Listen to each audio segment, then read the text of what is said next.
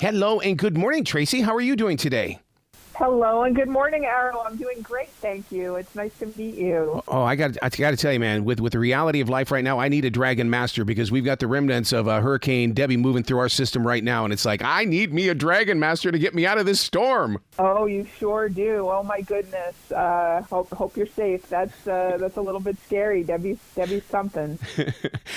I love the fact that you are connected to young adult readers, and the reason why is because I need them to be great writers of tomorrow, and they need people like yourself, Tracey, to kind of put that path in play, because we all grew up with an author that we were inspired by, and that's how we became writers ourselves. Exactly, and in my case, it wasn't just the author that I read who inspired me, but in second grade, my teacher, my wonderful teacher, Mrs. Lukowski, she invited Leonard Kessler, who's a great author, to come to the class.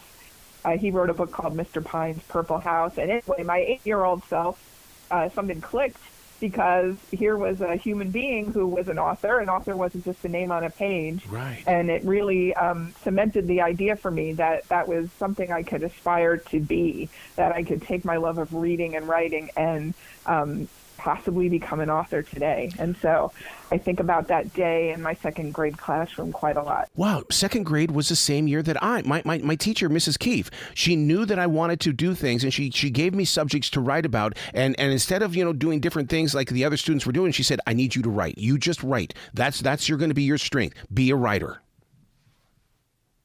Oh, isn't that wonderful? Like, how amazing for you to have a teacher who recognized that in you and encouraged you. That's fantastic. Now, when you have a book like this one, Rise of the Dragon Master, what's so inspiring is that you see these pictures inside your head long before we receive them. What's going on inside that head of yours? Well, let me take you back to the beginning. So the very first book in the series is called Rise of the Earth Dragon. Yes. There are currently 26 books in the series, and a new guide to all of those 26 books just is out today. And so the idea behind Dragon Masters is that it's serious fantasy for emergent readers. These are readers who are just discovering chapter books, and historically that's when a lot of kids get discouraged, because they're going from books with a lot of pictures and very little text to books with no pictures and a lot of text.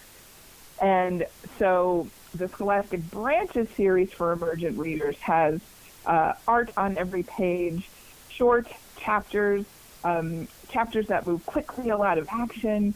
And so I was brought in a little over 10 years ago and said, all right, so can you come up with a serious fantasy idea about dragons? And the answer was yes, please. Let me try, because I've always been fascinated with magical creatures.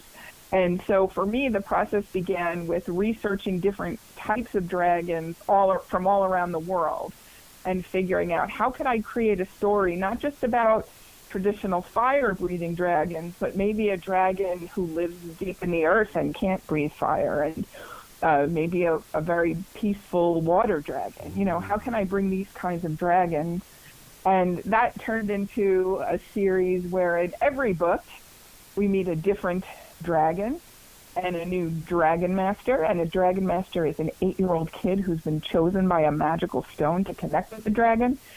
And so every time I sit down to write, it's a new challenge for my imagination. I usually start by coming up with a new dragon and figuring out what's the most exciting, fun story I can tell about this creature. See, that's inspiring me. I mean, this is just the fact that you toy around with dragons, because, I mean, even in my adult life, I mean, it's like, I believe in them. I know they exist. They're watching me all the time. And you're proving it true. Thank you. I mean, I do meet a lot of people of all ages who are fascinated by dragons and definitely believe in dragons. And I think tapping into dragon energy makes people feel powerful, right? It makes people feel like they can do anything. And so I think that's a great type of energy to tap into. Now, being a martial artist, we always learned that Bruce Lee said, never let anybody see your studies, because then all of a sudden you now have an enemy. So in this book, you talk about the Dragon Master and what's needed, what's required. And I'm going, oh, Bruce Lee, what would he say about this? Because we're going to learn how to become a Dragon Master. Oh, well, it's not a real big secret, and it's something anyone can aspire to. Basically, you have to be chosen by the magical dragon stone, and a dragon stone will read your heart to see if you have the heart of a Dragon Master. And what that means is that you have 3 very basic qualities. The first is kindness. The second is curiosity, because Dragon Masters need to be curious about people around them and the world around them. And the third is the ability to work on a team.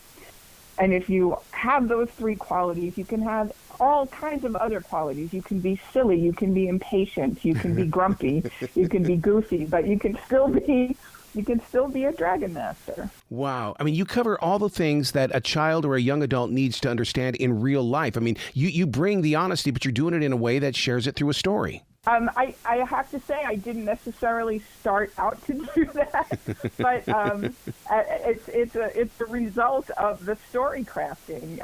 My main characters are kids. They're thrown into situations where they have to solve problems, right? And in the end of the book, we want them to succeed. So in order to succeed, you have to model certain behaviors, right? You have to overcome your fears. You have to maybe learn that it's okay to fail. You can try again. You have to learn how to exchange ideas with other people. So all of those ideas just sort of came up naturally as I was writing the series in order for these kids to be successful at what they do. Wow. Where can people go to find out more about you, especially all of these books that you've been a part of? Sure. So I have a website, TraceyWest.com, and that's Tracey with an E-Y. Yep. That's the best way to find me, or you can find me on Facebook at author Tracey West, or the other socials at Tracey West Books. Again, Tracey with an EY. I love it. Please come back to the show anytime in the future. The door is always going to be open for you. Arrow, I appreciate that so much. This was a really fun conversation. Thanks. Well, you be brilliant today, okay? I'm going to try. Okay. I'm going to channel my Dragon Master's energy.